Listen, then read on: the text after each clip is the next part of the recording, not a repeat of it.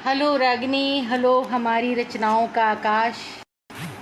हमारे आज के रचनाकार शत्रुंजय शायद किसी नेटवर्क प्रॉब्लम की वजह से उपस्थित नहीं हो पा रहे हैं, तो तब तक रागिनी का अनुरोध है कि मैं ही आप लोगों को कुछ सुनाऊं। रागिनी, क्या आप मुझे सुन पा रहे हैं? रागिनी, लाइक करके बताइए आप मुझे सुन पा रहे हैं। ठीक है, ओके। तो एक दो मेरी कविताएं इस कोरोना काल पर एक डॉक्टर की नज़र से लिखी गई हैं, वो मैं आप लोगों को सुनाना चाह रही हूँ। पहली कविता है, अजब मौसम है इस बार। अजब मौसम है इस बार, फुनगियों पर बौर कांपती है। अजब मौसम है इस बार, फुनगियों पर बौर कांपती है। अमलतास फूल कर सकपकाया सा है। कोई असमंजस खड़ा है पुलिया पर। नारियल टट्टू सा समय बीतने को तैयार नहीं। अजब मौसम है इस बार, फुनगियों पर बौर कांपती है। अमलतास फूल कर सकपकाया सा है। कोई असमंजस खड़ा है पुलिया पर। अड़ियल टट्टू सा समय बीतने को तैयार नहीं। कुछ दुख बिखरे पड़े हैं सड़कों पर। कुछ दुख बिखरे पड़े हैं सड़कों पर। सुखों ने बंद कर दी हैं खिड़कियाँ। कुछ दुख बिखरे पड़े हैं सड़कों पर, सुखों ने बंद कर दी खिड़कियाँ। खिलखिलाहटें खिसियाई सी, मुस्कुराहटें झिझकी हुई। भूतिया शामें उदास बैठी हैं। भूतिया शामें उदास बैठी हैं। रात के पाँव उल्टे हैं। रात के पाँव उल्टे हैं। ऐसे साए सरकते हैं आंगन से। ऐसे साए सरकते हैं आंगन से। मौत छत छत गुजर रही हो जी। ऐसे साए सरकते हैं आंगन से। मौत छत छत गुजर रही हो जो। रास्ते हो गए अपरिचित सब। रास्ते हो गए अपरिचित सब। खड़ी हूँ मोड़ पर मगर ठिठकी। रास्ते हो गए अपरिचित सब। खड़ी हूँ मोड़ पर मगर ठिठकी। बरसों बरस के मुलाकाती।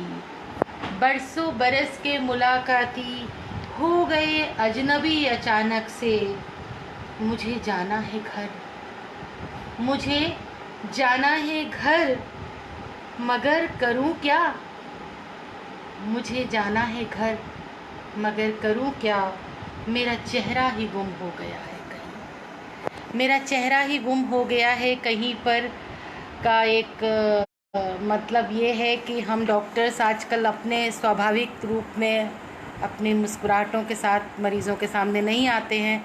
हम पहले मास्क, उसके ऊपर फेस शील्ड और उसके ऊपर एक जो टेंशन का भी एक मुखौटा है वो हमारे चेहरों पे चढ़ा रहता है।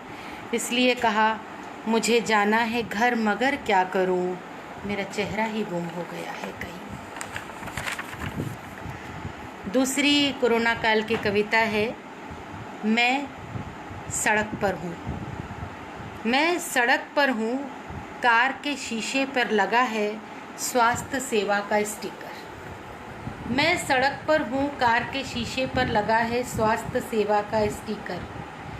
निकल जाती है मेरी कार डरी सहमी चुप्पियों की बैरिकेडिंग के बीच से। ये थोड़ा पहले की बात है, जब लॉकडाउन था।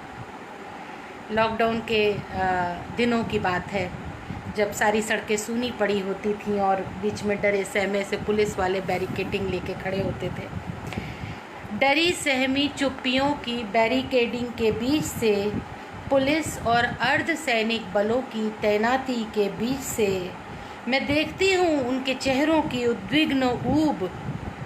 मैं देखती हूँ उनके चेहरों की उद्विग्न ऊब।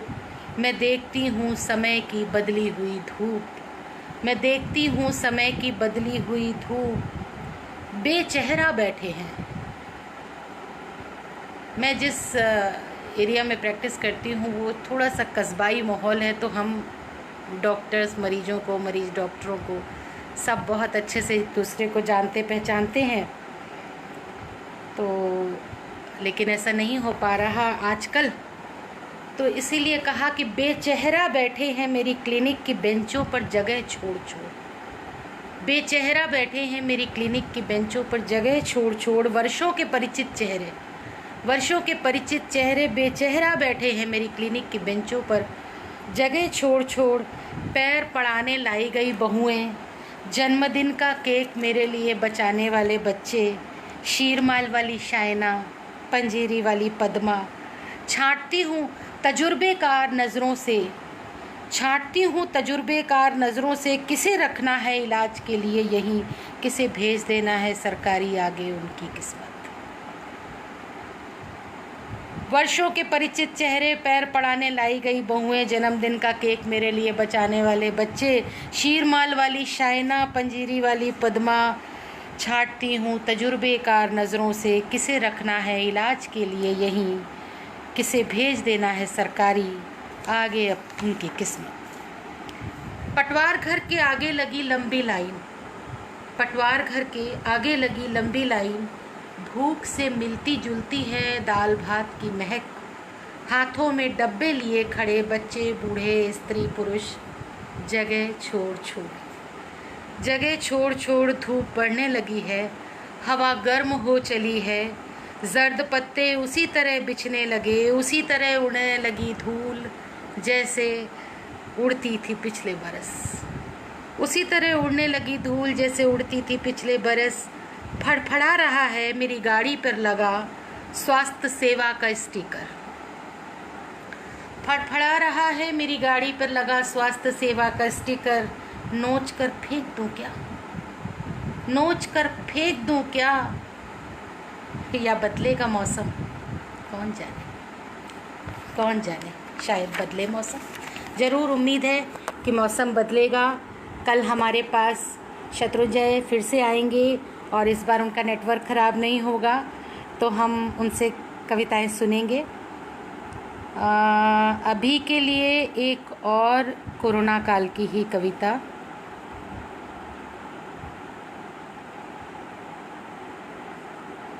मैं प्रेम लिखना चाहती हूँ, मैं प्रेम लिखना चाहती हूँ एक ऐसे समय में जब दरक रहे हैं यकीन, मैं प्रेम लिखना चाहती हूँ एक ऐसे समय में जब दरक रहे हैं यकीन, ईश्वर अभिनय कर रहा है नासमझी का, ईश्वर अभिनय कर रहा है नासमझी का, जब सड़क पर उड़ती बैसाख की गर्म धूल में एक बच्ची खड़ी है खाना बंटने की कतार में,